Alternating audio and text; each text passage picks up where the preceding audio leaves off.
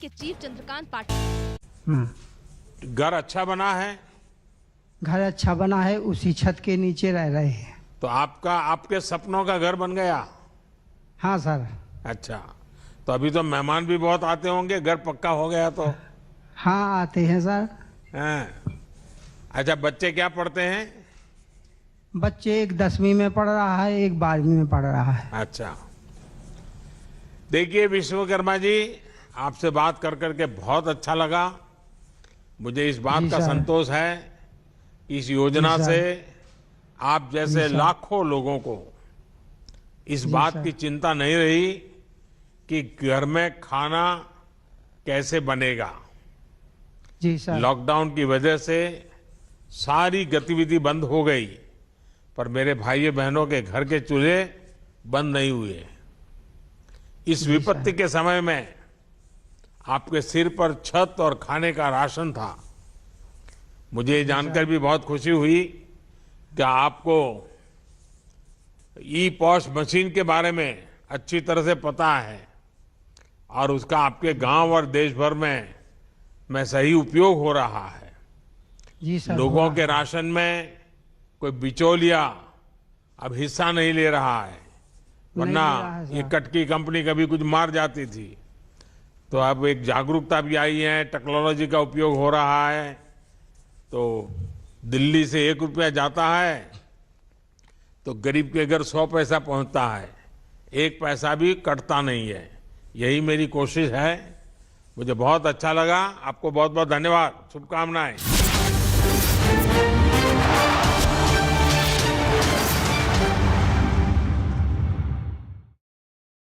पूजा की before Olympics and I've took her blessings and again after Olympics I'm coming and I'm really happy.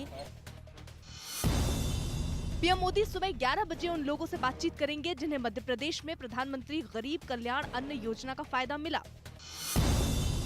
UP के DGP Mukul Goyal के खिलाफ Allahabad high court में एक याचिका दाखिल की गई, जिसमें डीजीपी के पद पर उनकी नियुक्ति को चुनौती दी गई। इस याचिका में दावा किया गया कि डीजीपी मुकुल गोयल पर पहले से भ्रष्टाचार के कई आरोप हैं। बिहार के औरंगाबाद में सर्च ऑपरेशन के दौरान सुरक्षा बल ने नक्सलियों के लगाए गए 2 आईईडी बरामद किए, जिन्हें बाद में नष्ट कर दिया गया। दिल्ली पुलिस ने 48 करोड़ की ड्रग्स की खेप के साथ 4 आरोपियों को गिरफ्तार कर लिया।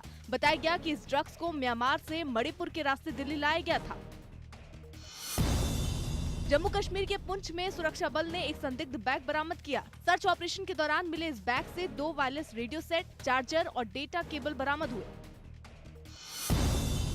दिल्ली से बीजेपी सांसद हंसराज हंस उस बच्ची के परिवार से मिले जिसकी पिछले दिनों संदिग्ध हालात में मौत हो गई थी। इस दौरान हंसराज हंस ने बताया कि इस घटना से जुड़ी पूरी रिपोर्ट अब पीएम को सौंपी जाएगी। तीसरी लहर के अलर्ट के बाद गुजरात में इससे मुकाबले की तैयारियां तेज हो गई। राज्य के स्वास्थ्य विभाग का दावा है कि अगर दूसरी लहर के मुकाबले 2 गुना कोरोना मरीज भी सामने आए तो वो तैयार है। न एम्बुलेंस मिलने में और न ही हॉस्पिटल में बेड मिलने में कोई भी असुविधा लोगों को न रहे, इस तरीके का प्लानिंग गवर्नमेंट ऑफ गुजरात ने, हेल्थ डिपार्टमेंट ने किया हुआ है। गुजरात सरकार का दावा है कि इस बार टेस्टिंग और ट्रीटमेंट पर ज्यादा जोर दिया जा रहा है। ईडी ने कोरोना जब शुरू हुआ 1-1.25 साल पहले, तब से इस देश के 80 करोड़ से ज्यादा गरीबों के घर में मुफ्त में राशन पहुंचा रहे हैं। लेकिन मुझे कभी जाकर के गरीबों के बीच में बैठ करके बात करने का मौका नहीं मिला था। आज मध्य प्रदेश सरकार ने मुझको आप सबके दर्शन करने का सौभाग्य दिया।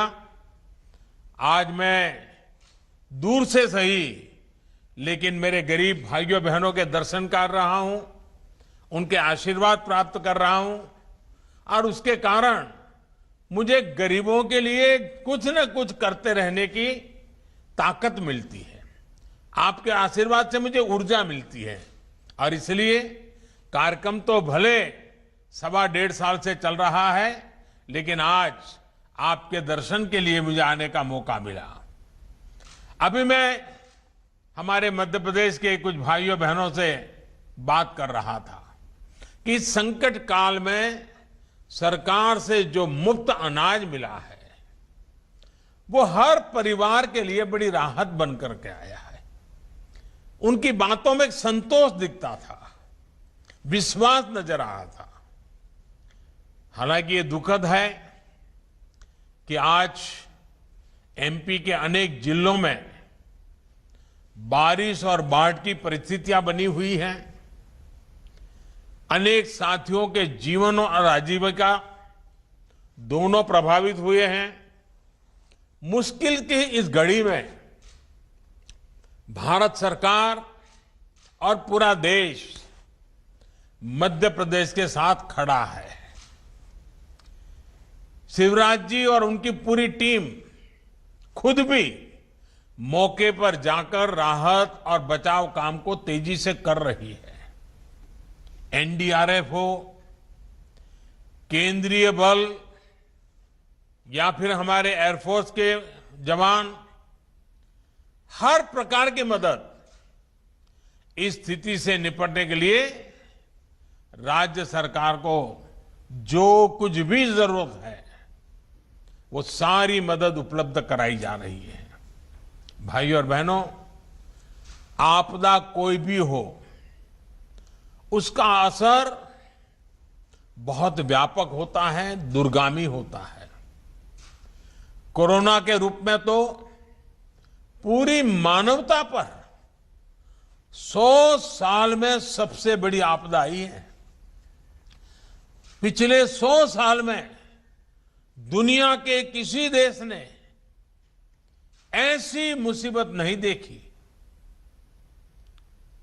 पिछले साल की शुरुआत में जब कोरोना संक्रमण फैलना शुरू हुआ तो पूरी दुनिया का ध्यान तुरंत अपनी स्वास्थ्य सुविधाओं की तरफ गया। हर कोई अपनी मेडिकल सुविधाओं को सशक्त करने में जुट गया। लेकिन इतनी ज्यादा आबादी वाले हमारे भारत के लिए तो ये चुनौती बाकी दुनिया से और भी बड़ी मानी जा सकती है, क्योंकि हमारी आबादी भी बहुत है। हमें कोरोना से बचाव और इलाज के लिए मेडिकल इंफ्रास्ट्रक्चर तो तैयार करना ही था, इस संकट से उपजी दूसरी मुश्किलों को भी हल करना था। कोरोना से बचाव के लिए दुनिया भर में काम रोका गया, आने जाने पर रोक लग गई। इस उपाय से भारत के सामने अनेक और संकट खड़े होने ही थे। इन संकटों पर भी भारत ने, हम सब ने एक साथ मिलकर के काम किया। हमें करोड़ों लोगों तक मुफ्त राशन पहुंचाना था ताकि भुखमरी की स्थिति ना बने। हमारे बहुत सारे साथी गांवों से कामकाज के लिए शहर जाते हैं। हमें उनके खाने पीने, रहन सहन का प्रबंध भी करना था और फिर गांव लौटने पर उनके लिए उचित रोजगार भी सुनिश्चित करना था। ये सारी समस्याएं एक साथ हिंदुस्तान के हर कोने में हमारे सामने थी, जिन्होंने बाकी दुनिया की अपेक्षा भारत की लड़ाई को और भारत के सामने पैदा हुई चुनौती को कई गुना अधिक चुनौतीपूर्ण बना दिया। लेकिन साथियों, चुनौती कितनी ही बड़ी क्यों न हो, जब देश एकजुट होकर उसका मुकाबला करता है तो रास्ते भी निकलते हैं, समस्या का समाधान भी होता है। कोरोना से उपजे संकट से निपटने के लिए भारत ने अपनी रणनीति में गरीब को सर्वोच्च प्राथमिकता दी। प्रधानमंत्री गरीब कल्याण अन्न योजना हो या फिर प्रधानमंत्री गरीब कल्याण रोजगार योजना, पहले दिन से ही गरीबों और श्रमिकों के भोजन और रोजगार की चिंता की गई। इस पूरे कालखंड में 80 करोड़ से अधिक देशवासियों को मुफ्त राशन पहुंचाया गया है। सिर्फ गेहूं, चावल और दाल ही नहीं, बल्कि लॉकडाउन के दौरान हमारे 8 करोड़ से अधिक गरीब परिवारों को गैस सिलेंडर भी मुफ्त दिया गया। 80 करोड़ लोगों को अनाज, 8 करोड़ लोगों को गैस भी। यही नहीं, लगभग 20 करोड़ से अधिक बहनों के जनधन बैंक खाते में लगभग 30,000 करोड़ रुपए सीधे कैश ट्रांसफर भी किए गए। श्रमिकों और किसानों के बैंक खातों में भी हजारों करोड़ रुपए जमा किए गए। अभी 2 दिन बाद ही 9 अगस्त को करीब करीब 10-11 करोड़ किसान परिवारों के बैंक खाते में फिर से हजारों करोड़ रुपए सीधे ट्रांसफर होने वाले हैं। साथियों, इन सारे प्रबंधों के साथ साथ भारत ने मेड इन इंडिया वैक्सीन पर भी पूरा जोर लगाया। यही कारण है कि आज भारत के पास अपनी वैक्सीन है। ये वैक्सीन प्रभावी भी है, सुरक्षित भी है। कल ही भारत ने 50 करोड़ वैक्सीन डोज लगाने के बहुत अहम पड़ाव को पार किया है। दुनिया में ऐसे अनेक देश हैं जिनकी कुल संख्या से भी अधिक टीके भारत 1 सप्ताह में लगा रहा है। ये नए भारत का, आत्मनिर्भर होते भारत का नया सामर्थ्य है। कभी हम बाकी दुनिया से पिछड़ जाते थे, आज हम दुनिया से कई कदम आगे हैं। आने वाले दिनों में टीकाकरण की इस गति को हमें और तेज करना है। साथियों, कोरोना से बने हालात में भारत आज जितने मोर्चों पर एक साथ निपट रहा है, वो हमारे देश के सामर्थ्य को दिखाता है। आज दूसरे राज्यों में काम कर रहे श्रमिकों की सुविधा के लिए one nation one ration card की सुविधा दी जा रही है। बड़े शहरों में श्रमिकों को झुग्गियों में ना रहना पड़े, इसके लिए उचित किराए की योजना लागू कर दी गई है। हमारे रेहड़ी पटरी और ठेला चलाने वाले भाई बहन, हमारे इन साथी फिर से अपना काम धंधा शुरू कर सके, इसके लिए पीएम स्वनिधि के तहत उन्हें बैंक से सस्ता और आसान ऋण उपलब्ध कराया जा रहा है। हमारा कंस्ट्रक्शन सेक्टर, हमारा इंफ्रास्ट्रक्चर सेक्टर रोजगार का एक बहुत बड़ा माध्यम है। इसलिए पूरे देश में इंफ्रास्ट्रक्चर के प्रोजेक्ट पर लगातार तेजी से काम चल रहा है। साथियों, आजीविका पर दुनिया भर में आए इस संकट काल में ये निरंतर सुनिश्चित किया जा रहा है कि भारत में कम से कम नुकसान हो। इसके लिए बीते साल में अनेक कदम उठाए गए हैं और निरंतर उठाए जा रहे हैं। छोटे, लघु, सूक्ष्म उद्योगों को अपना काम जारी रखने के लिए लाखों करोड़ रुपए की मदद उपलब्ध कराई गई है। सरकार ने इस बात का भी ध्यान रखा कि खेती और इससे जुड़े सारे कामकाज सुचारू रूप से चलते रहे।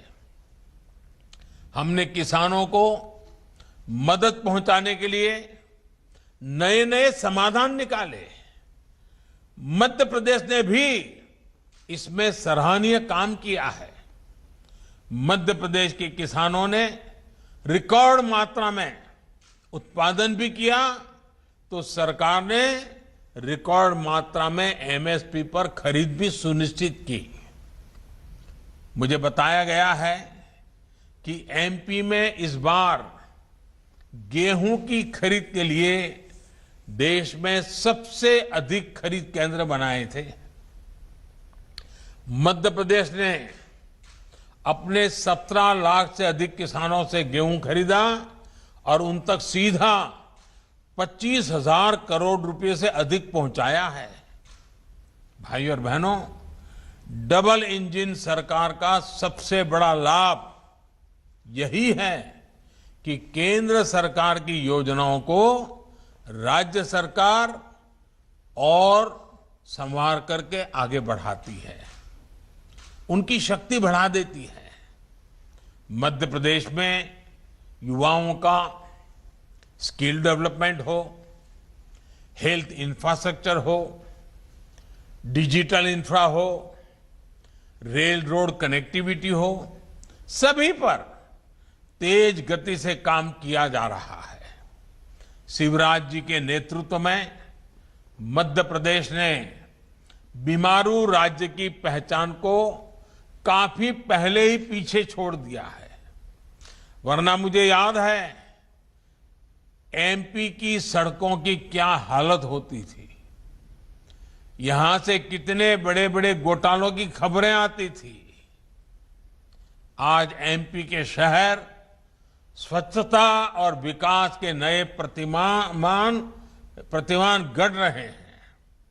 भाई और बहनों, आज अगर सरकार की योजनाएं जमीन पर तेजी से पहुंच रही हैं, लागू हो रही हैं, तो इसके पीछे सरकार के कामकाज में आया परिवर्तन है।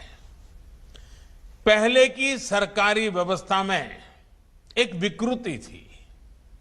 वो गरीब के बारे में सवाल भी खुद पूछते थे और जवाब भी खुद ही दे देते थे। जिस तक लाभ पहुंचाना है उसके बारे में पहले से सोचा ही नहीं जाता था। कुछ लोग सोचते थे गरीब को सड़कों की क्या जरूरत है। अब देखिए, आपने सुना होगा ये सब, ऐसा कहा जाता था तो गरीबों को सड़कों की क्या जरूरत है, उसको तो पहले रोटी चाहिए। कुछ लोग ये भी कहते थे कि गरीब को गैस की क्या जरूरत है, खाना तो वो लकड़ी के चूल्हे से भी बना लेगा। एक सोच ये भी थी कि जिसके पास रखने के लिए पैसा ही नहीं, वो बैंक खाते की क्या करेगा, बैंक खातों के पीछे क्यों लगे हो। प्रश्न ये भी किया जाता था कि गरीब को ऋण दे दिया तो उसको चुकाएगा कैसे। दशकों तक ऐसे ही सवालों ने गरीबों को सुविधाओं से दूर रखा। ये एक प्रकार से कुछ न करने का बड़ा बहाना बन गया था। ना गरीब तक सड़क पहुंची, ना गरीब को गैस मिली, न गरीब को बिजली मिली, न गरीब को रहने के लिए पक्का घर मिला, न गरीब का बैंक खाता खुला, न गरीब तक पानी पहुंचा। परिणाम ये हुआ कि गरीब मूल सुविधाओं से दशकों तक वंचित रहा और छोटी छोटी जरूरत के लिए गरीब दिन भर जद्दोजहद करता रहा। अब इसको हम क्या कहेंगे। मुंह में तो दिन में 100 बार गरीब शब्द बोलते थे, गरीब के गाने गाते थे, गरीब के गीत गाते थे, लेकिन व्यवहार ये था, ऐसी चीजों को हमारे यहां पाखंड कहा जाता है। पाखंड, ये सुविधा तो देते ही नहीं थे, लेकिन गरीब से झूठी सहानुभूति जरूर जताते थे। लेकिन जमीन से उठे हम लोग, जो हम आप ही के लोगों के बीच से आए हैं, आपके सुख दुख को निकट से अनुभव किया है, हम आप ही के बीच से आए हैं और इसलिए हमने आप जैसे लोगों को काम करने का तरीका अलग रखा है। हम तो ऐसे ही व्यवस्था की मार झेल करके खड़े हुए हैं।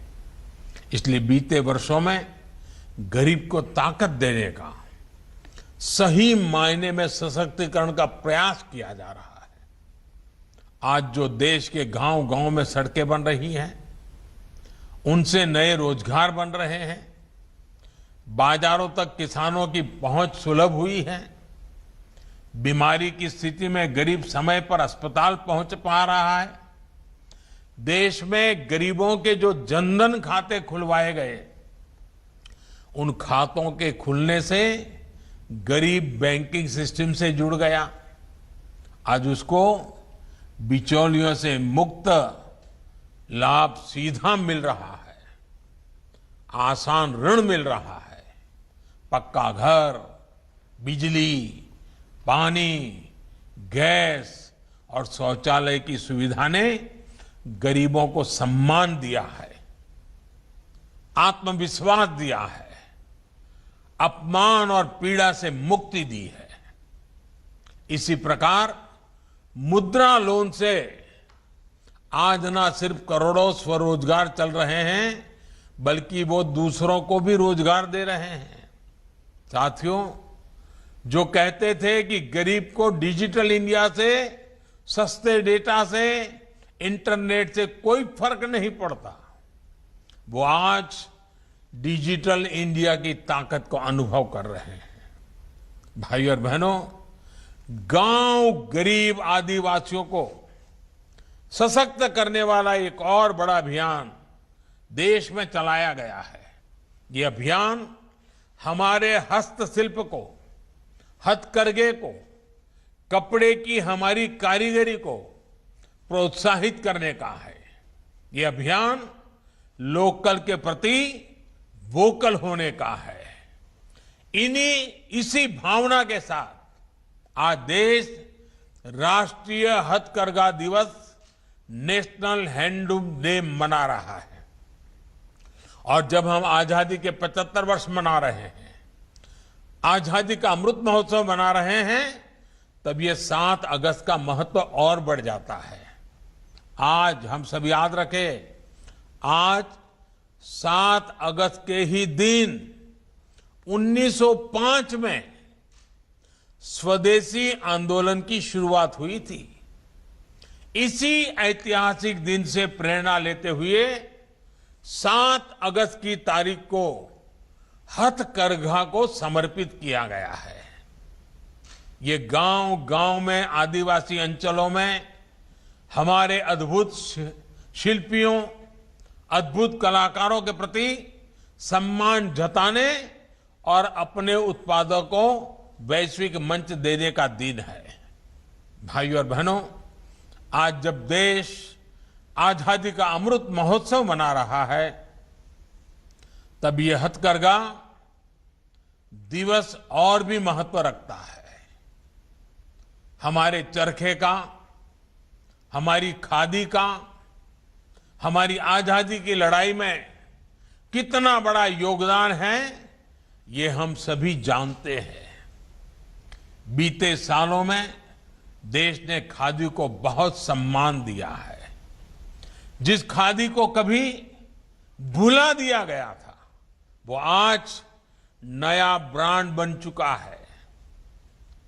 अब जब हम आजादी के 100 वर्ष की तरफ नए सफर पर निकल रहे हैं, तो आजादी के लिए खादी की उस स्पिरिट को हमें और मजबूत करना है। आत्मनिर्भर भारत के लिए हमें लोकल के लिए वोकल होना है। मध्य प्रदेश में तो खादी, रेशम से लेकर अनेक प्रकार के हस्तशिल्प की एक समृद्ध परंपरा है।